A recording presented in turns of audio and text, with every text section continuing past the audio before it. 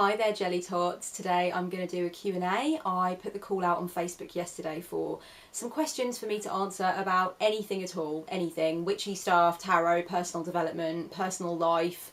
And there's a really interesting bunch of questions on Facebook, so thank you so much. There are far too many to stick into one video, but I think what I'm probably going to do is just I'm going to do a few Q&As. Thank you so much for asking me questions. It makes me feel super special that people even want to know anything about me at all, so thank you very much. And without further ado, I'm going to start from the top and work my way down. I always wanted to know which of your parents is Mexican and which is European. Technically, both of my parents are British, okay? They were both born here in the UK.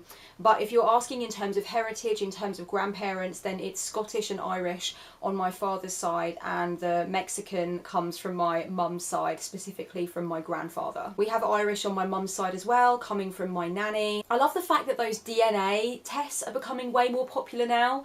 And people are just finding out all kinds of things about their heritage, about their blood, that they never knew before. I'm a little bit of a child of the cosmos, to be honest with you. I don't place too much emphasis and too much overt importance in ancestry and in where my bloodlines actually hail from. I'm not really a familial / ancestral type of person in my thinking, but I would be really interested to know if I have any Slavic blood, because I have been fascinated by that whole region since I was knee-high to a grasshopper, and I've always said that I don't have any Russian blood or any Slavic blood because we don't know, but it would be really interesting to find out, wouldn't it? I definitely believe it's true that where I come from and where my families come from has a bearing on what kind of a person I am and how I see the world and that kind of thing. I definitely think that's true, but I don't place too much emphasis on it. I don't consciously try to align myself with it, but I think it is really cool. And I've been asked many times where I come from, like where my parents come from. People just don't think I look like a typical English rose, so they're always asking me what my ancestry is, and some people guess, and I've had some really interesting guesses, which has been cool. What is your favourite tea? Also, how do you make tea? I have the curse of being American and I cannot fucking make good tea. There are some really good videos on YouTube to teach you how to make tea. Obviously, just make sure you only trust a video that's made by an English person. I'm joking, I do not think English people necessarily have the tea making monopoly, but if you're talking about kind of bastardising the tea with something like hemp milk or soy milk or moo juice or whatever, then really it's all about the colour, I think, for me. I'm very much about the hot water and the tea bag in before the milk, or if you're using a teapot and loose tea, then always the tea in before the milk, and that way you can check out the colour as you pour the milk in to make sure the colour is how you want it. My favourite tea, if it's a desert island situation where I can only take one kind of tea to drink forever and ever for the rest of my life, then it's going to be Earl Grey. I like my Earl Grey with hemp milk, and my boyfriend likes it with no milk and a slice of lemon. Please do your top 5 teas. Earl Grey at the top. Peppermint. This is really hard. Do I have to do it in order, in strict order? This feels blasphemous somehow. Earl Grey, peppermint. I'll go with rose hip. I love rose hip tea. Choco Spice by Yogi Tea, or any kind of chocolate tea is just, oh, so good. And the 5th one, I'll choose Lapsang Souchong, but it's got to be a really decent blend of Lapsang Souchong. I've come across a few that are a little bit sweet and a little bit, I don't know, they just taste a bit off. They're just wrong somehow. When do you think you will resume the tea and tarot sessions? Baby, they are coming. You know what happened, yeah? A few months ago, I wanted to bring tea and tarot back from the brink of extinction, and I filmed a tea and tarot video, and I fucking just deleted it. I just deleted it right off my camera. I don't know how it happened, because I'm very careful. I've been doing this video making thing for, you know, for time now. So I thought I was being very careful, but something happened. I sneezed, or I don't know what the fuck, but the video went the way of the dodo. I fucking deleted it. So then I got really disheartened, and I just put the idea back in a box. And now I've come up with a new way that I want to do it. I don't want to pre-select the cards anymore. I want to just do random draws as though I'm doing a reading kind of for myself, but letting you guys in on it. And I think that will really kind of reignite my passion for it. So it's actually written down in my file of facts that during the month of October, I will do at least one tea and tarot video. So it's on my list. How are you and Danny doing? How has your spiritual development differed from his? How has he handled all his bumps along with your spiritual progress? Has it been challenging at times? Hi Elaine. Love you, babe. I'm assuming that you are asking how Danny is doing in terms of his depression, which is something that I have blogged about before. He is doing so much better, thank you, so much better. In fact, right now at this very moment, he is out in the sunshine, walking along the coast, taking photos with his brand new digital SLR that he got as a 30th birthday present from his father. So it's a pretty good day in his world. He is really happy, and I made him an amazing playlist as well to listen to as he's walking along. So I named the playlist Danny Takes Pictures, which I thought was super romantic. How has my spiritual development differed from his? Well, mine has grown ever more intense since the move, which was almost a year ago now. And Danny's has waned a lot. Danny went through a period of getting really quite, like, he had an altar space at one point, but then he pulled away from it again. I don't know whether it's a little, I'm not really sure whether it's, because I don't really feel like I can speak on his behalf, but for a while I think he was convinced that he wanted some kind of a consistent spiritual practice, and he wanted to connect more with Raijin, who's always been kind of like a natural patron archetype to him. Raijin is the thunder god from the Shinto tradition. But I think that he isn't sure. He isn't sure. So we packed the altar space up. He's still got images of Raijin around the house. He burns a lot of incense, and he is a very contemplative human as a rule. But I would say that his religion, really, his true spiritual path, is the path of listening to music, making music, learning about music, and dancing all night to music. I think that would be, if anything, his religion. Danny and I have a relationship that is characterised by a hedonistic present time perspective. So we're child free, and we choose to be child free. We love to have a good time. We love to hang out with friends and go out dancing and walk along the beach at stupid o'clock in the morning and stuff like that. And that's wonderful. And we're both very kind of aligned to each other with that, and we're also, you know, we're really creative people, but at the same time we have a relationship that is characterized by a mutual concern for each other's mental health and well-being. You know, we've both been down some pretty dark roads during our life journeys, and it's a constant working together with each other and working in solitude to make sure that we are okay, that our needs are being met, and that we're really listening to ourselves and each other. How do you feel about those that feel spiritually drained and can't seem to get energized up again? Spiritual slumps are really common, and I don't think we should ever beat ourselves up for them. I've started to think of a spiritual slump as not necessarily a break from the spiritual journey or an inability to go on the spiritual journey, but actually as an intrinsic part of the spiritual journey, like a really frustrating teacher. It's actually, in a way, a valuable part of the spiritual journey, is to recognise that it's not always smooth sailing, and that you are going to experience points of not really understanding what you want out of the journey anymore, or what it's for, or, you know, how you can connect to it. For me, if somebody's using the term spiritually drained, then that kind of implies to an extent that they've pushed themselves too far spiritually. They've pushed themselves too far with their practice. Maybe they've bitten off more than they can chew in their studies. And I think at a certain point it becomes necessary to boil everything back down to just the basics, just the core components, and take everything else away. I know that for me, my practice can actually just become overly elaborate, you know. I can really fucking over egg the pudding of my spiritual journey, and I think that I'm in good company there. I think a lot of us do this. We really over egg the spiritual pudding. We just put too much in, and we need to just stop and relax and just take it right back down to like 10 minutes of meditation a day, you know, until we've actually managed to regenerate and managed to kind of get that energy back. Somebody's asking how long it's been since I've been as disciplined as I am with studies, readings, managing diaries, etc. And how do I think I reached that point on my journey? She says, having heard some stories from your past, it seems like this wasn't always easy for you to do. Oh my goddess, I could make a whole video on this just in and of itself. It's true, it was not always easy for me to be disciplined, and I want to stress that I am not always disciplined, okay? I do drop the ball, I'm not perfect, I do fuck things up sometimes, and I do kind of let things go by the wayside. I think all of us do that. I think that pressure to maintain this constant sense of discipline and structure and getting things done and all the rest of it can be the thing that overwhelms us the most. We need to recognise that we are not magnanimous, that we are not limitless. We're human beings, we fuck up, we fail, and sometimes we need to take a break when it wasn't in the schedule, because we just need to. We need to listen to our physical or mental needs and factor those needs in, and sometimes that is inconvenient. Sometimes you just need to do it though. A few things happened to me to make me realise that I wanted to be more disciplined with my time, I wanted to procrastinate less, and I wanted to get more done.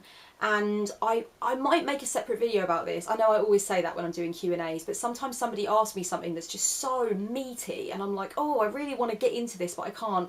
I've got to kind of skim over it. But I would say one of the things that happened was that I realised that I really wanted to go full time as a spiritual counsellor and card slinger. And I wanted to get on top of that feeling that that kind of thing was for other people, that I couldn't have that I couldn't be responsible enough to have that, and I couldn't get my shit together enough to have that. I always viewed like self-employment and successful entrepreneurialism and stuff, I viewed that as somebody else's lot in life, you know, as something that I really couldn't have, because I was like haphazard and slapdash and a bit ramshackle and just a bit of a fucking Sagittarius basically. So I told myself I couldn't have those Virgo-esque things, and it was when I really realised that this is my calling that I got serious and that I got a planner, and I started thinking, look, I've got to knuckle down, because I knew that success in this kind of industry, not just in entrepreneurialism but in this kind of industry specifically, it's all about how much you give to it and how dedicated you are. The other thing that I think happened was, to be frank, my Saturn return is the only way that I can describe it. I actually think that there is a lot of credence and a lot of merit in this Saturn return stuff. And I can feel a lot of astrologers in my audience watching this going, aha bitch, yeah, you don't need to tell me, I know. But I was a little bit late to the astrology party. And by the time I really knew what a Saturn return was, I think I'd gone through most of it. But I definitely think it changed the fucking game. Yeah, so that happened as well. My Saturn return made me realise I wanted to get a grip of my life and make friends with the clock face. What are your top 3 pieces of advice when you start your journey of self-love and self-healing? That is a really good question. The first piece of advice right off the top of my head is that it is a marathon, not a sprint. This is so important. So many people lose sight of that, especially at the beginning. When we first dedicate ourselves to a journey of healing and self-love, it can feel like an incredible turning point on the life journey. It can feel like finally we've realised that we want to be an ally to ourselves, and we want to, you know, go through this life and enjoy this life and not be plagued by our pasts anymore.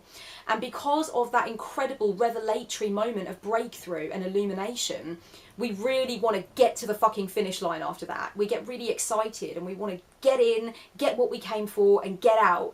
And it's not like that. It's a long and winding road that leads to your door. Oh, sorry. Oops. Sorry, I love that song. Back to you.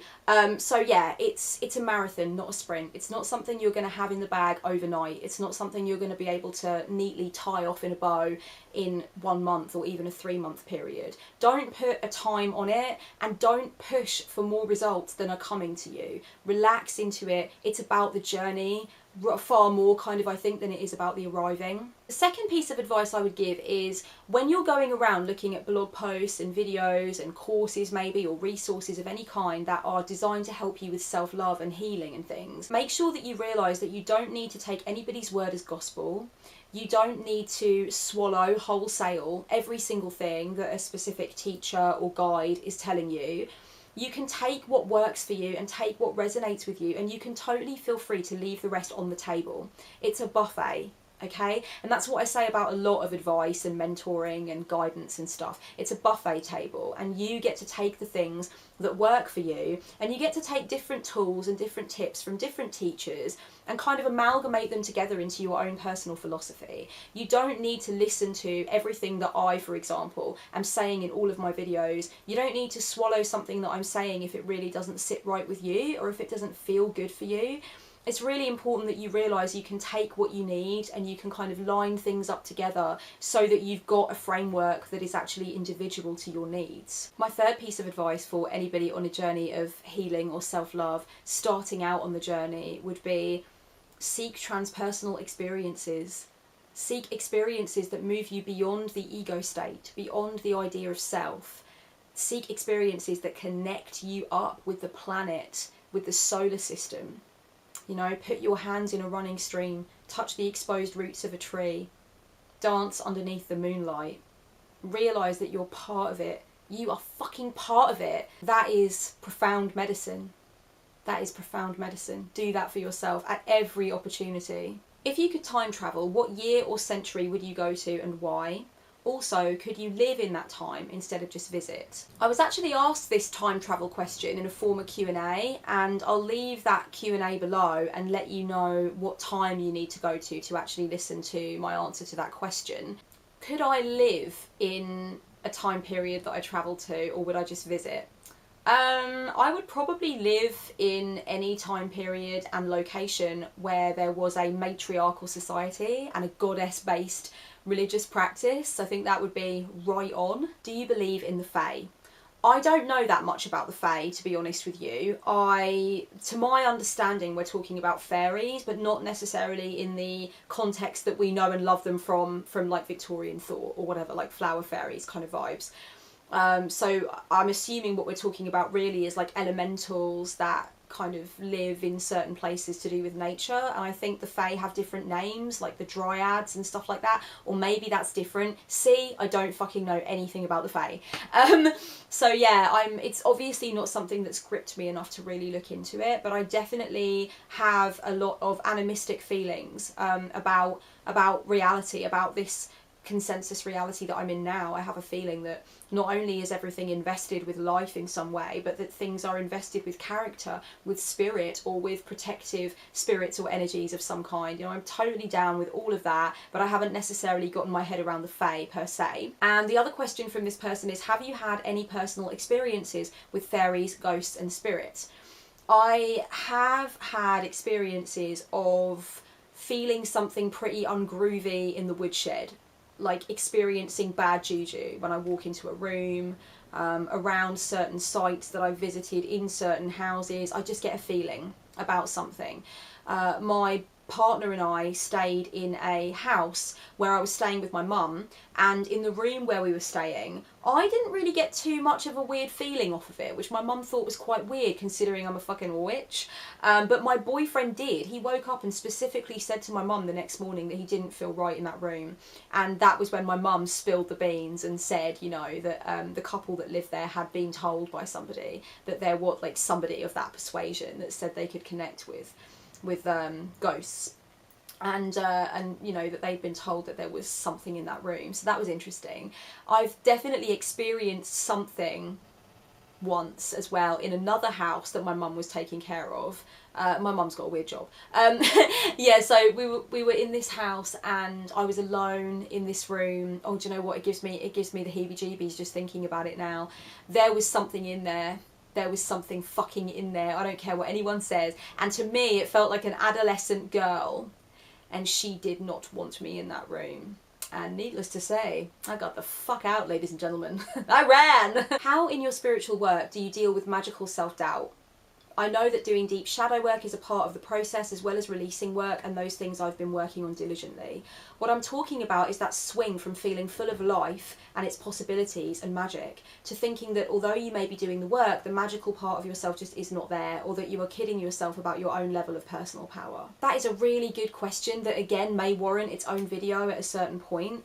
Magical self-doubt is a real bitch. I think it's something that many of us that have been practicing the craft for any length of time can relate to and empathise with though, which I think is a really good thing about it, is that we can kind of rely on each other to share experiences and understanding. You're not alone in any way. Magical self-doubt has definitely hit us all in the kisser at one point or another. For me personally, any magical self-doubt that I've had in the past didn't exist in a vacuum. It was the result of something that was going on in some other area of my life. It was a sense of insecurity or lack of control or something of that nature that was going on in another part of my life.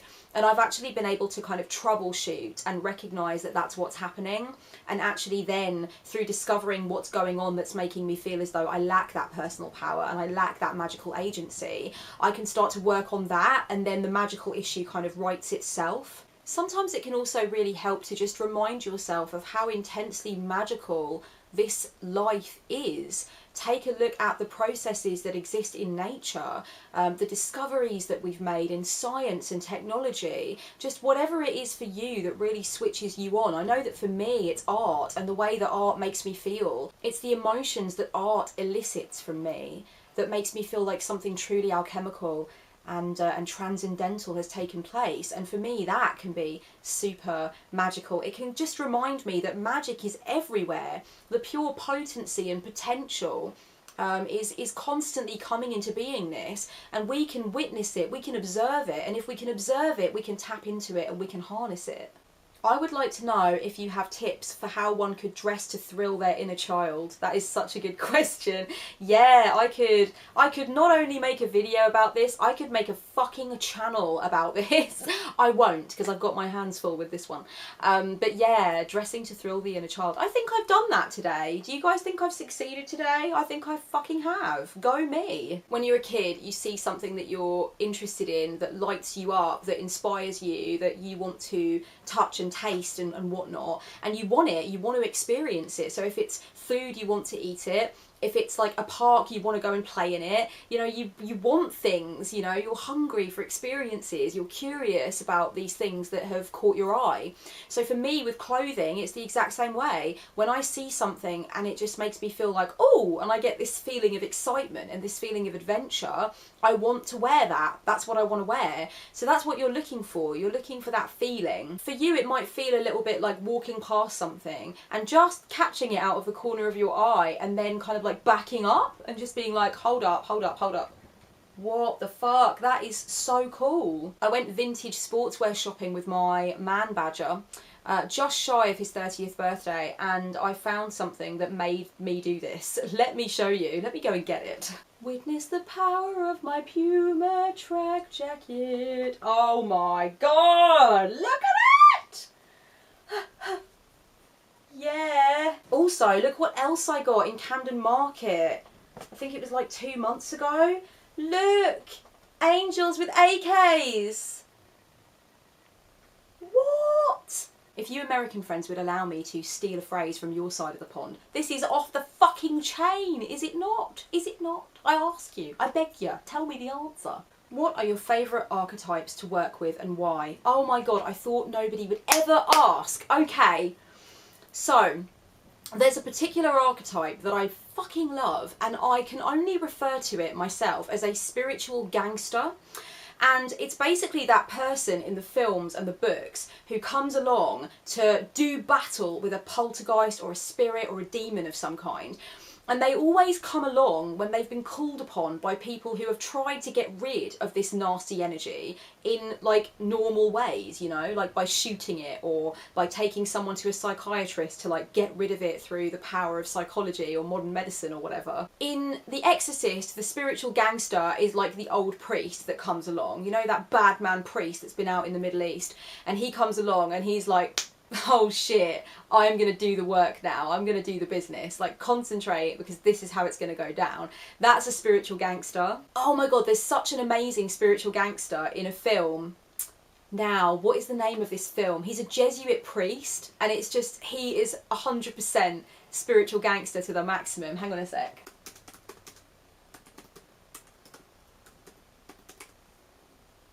It's called Deliver Us from Evil. Check it out, it's amazing. There's a Jesuit priest in there and it's just awesome because he just kicks some serious ass. He just comes in with like his crucifix, and it's funny because there's a scene where one of them is trying to shoot, like someone's trying to shoot this demon ghost thing, and it is just not working, and this demon is like running rings around this person, and then this Jesuit priest just comes in and he's like, Pickle, you are not fucking qualified. Just sit down, okay, and let me handle it. I love the idea that people who are skilled in the occult, who are practiced in witchcraft and that kind of thing, could somehow be the very people that hardened gangsters call upon to help them deal with a situation. I just fucking love that. I think it's such a good archetype. It's such a great idea, and it speaks to the witch in me, you know what I mean? The idea of a spiritual gangster or a spiritual warrior of some kind really gives me great feelings. It just makes me feel empowered. It makes me feel like ready to do something. Obviously, archetypes are not just figures, they're not just types of people that play specific human roles.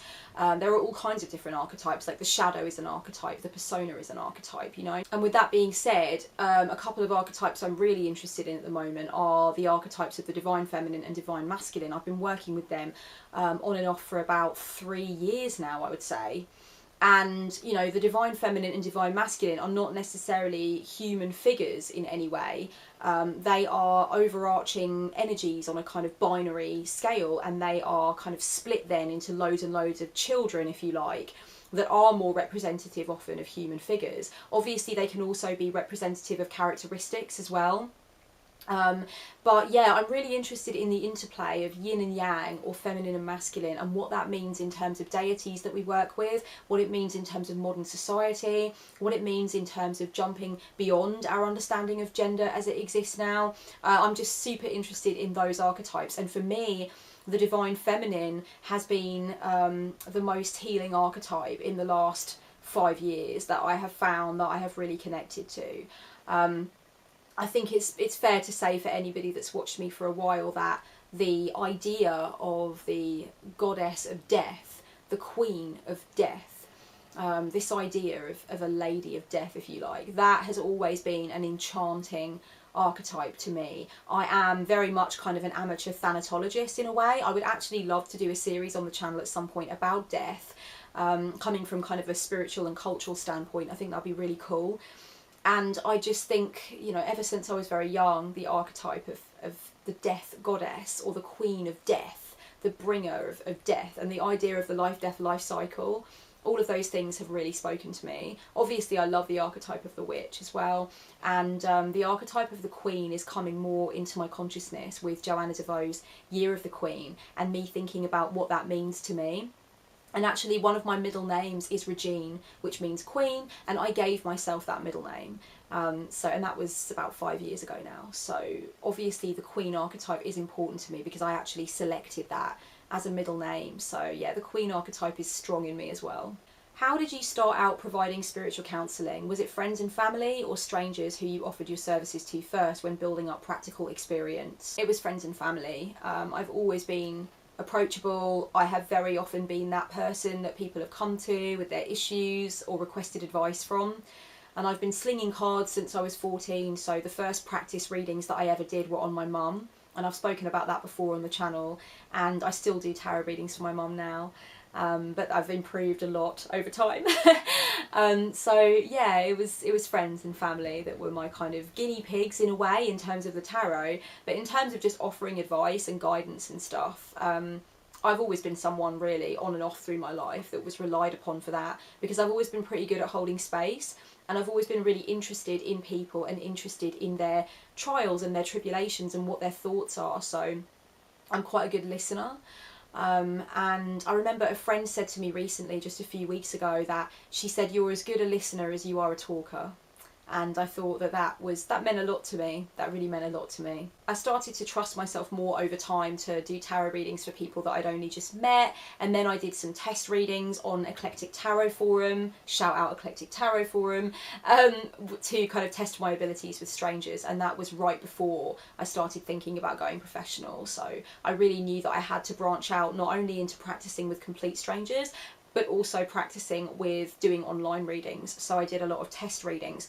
And once I'd done a few on Eclectic Tarot, I moved on to doing them on my Facebook page, and I gave loads and loads of one-card practice readings to strangers on my Facebook page, and that is how I gained the ultimate confidence that I needed to go forward with tarot and do it professionally. Do you believe that there are various types of humans living amongst humans? Yeah, I think I understand what you mean. In terms of, if you look at all the different systems that we've got, right, for categorising different kinds of personality, it's really interesting how we can use those systems, and we don't just need to be loyal to one system to the detriment of all others. We can actually use the systems, and they interplay with each other quite nicely, and we can learn things from each system. For example, the Enneagram system is really interesting and cool, and a lot of people swear by that, and a lot of other people swear by the Myers-Briggs personality type test. A lot of people are interested more in astrology, they're interested in the sun sign, the moon sign, the rising sign. But if I have a look across all of the systems that I've personally used or that I've been interested in at all, I have really learned things about myself and about my idea of myself through experiencing each of those systems.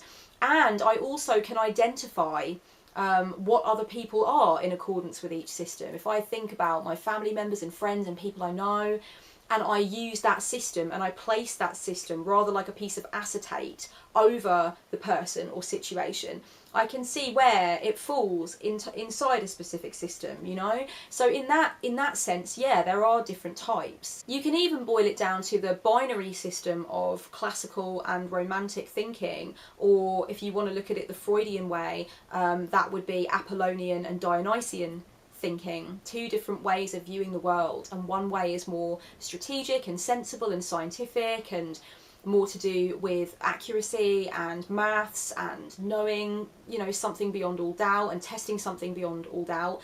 And then the other side, the more romantic / Dionysian side, would be more about individual experience, self-determination, artistic expression, you know, sensory experiences, hedonism in a way, experience of life and sensuality, and, you know, just being free and kind of accepting that everybody has their truth. You know, we could really split sometimes, I think, the whole world down into these two types of people. But we're very keen on creating these types and categorizing and stuff. It's something that the human brain does, and we'll find all different kinds of ways to do it. And I do think that a lot of these systems that I've come across are clearly kind of they're like mutated forms almost of stuff that already exists in the collective unconscious.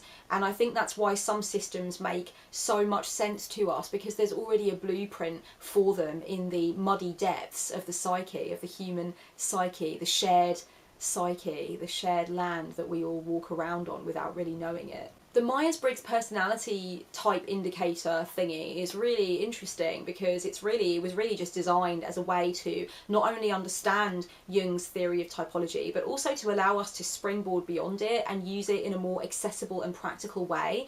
And there are 16 types, and I really would definitely encourage you, if you have never taken the Myers-Briggs test before, to take it and, you know, see what comes up for you, and if you can learn anything about yourself, and also about how you view yourself too, how you see yourself as being. There's a specific website on the internet that I would personally recommend if you are going to do the Myers-Briggs test. I'll link it for you below. I personally think it's really important not to take any of these things as gospel. I've noticed that some people I've come across, especially in the spiritual community, are so dogmatic and rigid and fascist about one system, and the thing that happens then that is really problematic is that that person that is being really fundamentalist about their system that they prefer will then churn you through that system and tell themselves that they understand you and that they know everything about you and they know what your next move is going to be. And that is not healthy, and that is actually not spiritual. That is really egoic, and I think it's a control thing. And I've seen it happen sometimes with astrology, and I think that's why some people are kind of cagey about giving away the information from their chart, and that's why I have kept my information about my chart very close to home since I've learned it, because I have experienced before this very unpleasant feeling of interacting with somebody who thinks they've got you pegged. They think they've got you fucking nailed, because they are convinced that their system is superior and that everything that they can know about you, that they need to know about you, they can know just from the way that you emerge when you're churned out of this specific system, this specific machine. And I think that's really dangerous. That being said, these systems can really teach us a lot, and they can also be really fun. I guessed my boyfriend's Myers-Briggs type before he did the test. I said to him, you know, you're an ISTJ, I don't need you to do the test, I know that's what you are. And I kind of laughed to myself, and it, you know, that was what it was. He is an ISTJ. We went through the whole process and I was right. And I'm an ENTP. And it's really interesting when you do your test, because it will show you to what extent you are an introvert or extrovert, or to what extent you are a thinker or a feeler. It's interesting, you know, like I am I classically present as extroverted, and I'm sure anybody that knew me would describe me as extroverted, but I'm not that. My extroversion is actually not that big. It's actually about 45% introversion to 55% extroversion. I actually do need a lot of time to back away from everybody and recoup and regenerate on my own in solitude. And so I am actually quite introverted, but it's the E that comes out, you know, so it is always ENTP. Thinking and feeling for me are pretty close call as well. So it's interesting to find out which of the 16 types you are. So I would definitely advise that, but I would also definitely advise against telling yourself that you know everybody from knowing what their type is, or, you know, everybody is way too nuanced and complex, I truly believe, to fit them into anything whatsoever. And even when you do fit them into a system, you're still looking at the system through your own eyes, right? So you're still basically, you're still coming at it from your own consciousness. Somebody could be the best astrologer in the world, but they're never able to slip out of their own psyche in order to do the astrology. They can't do the astrology from God perspective. They can still only interpret the movement and the alignment of the planets and stuff through their own thoughts and feelings, and potentially their own projections as well. So it's always worth keeping that in mind. This was a really, really interesting Q&A. I thought that I was going to be able to get 20 questions done, but I actually have only gotten 13 done. And I've still got a lot more to do, but this has been awesome. I've really enjoyed it. I hope you've enjoyed it as well. I'm going to make another video immediately afterwards, but I'll probably upload it a few days later. Maybe not. Maybe I'll upload it at the same time. Don't know. Haven't decided yet. I'm having a day off today, and yeah, as soon as I've edited this video, I'm going to go back to listening to obscene amounts of dream pop and making collage. So I'm feeling pretty relaxed. Thank you for spending this amazing time with me, and until the next Q&A segment, much love and blessed be.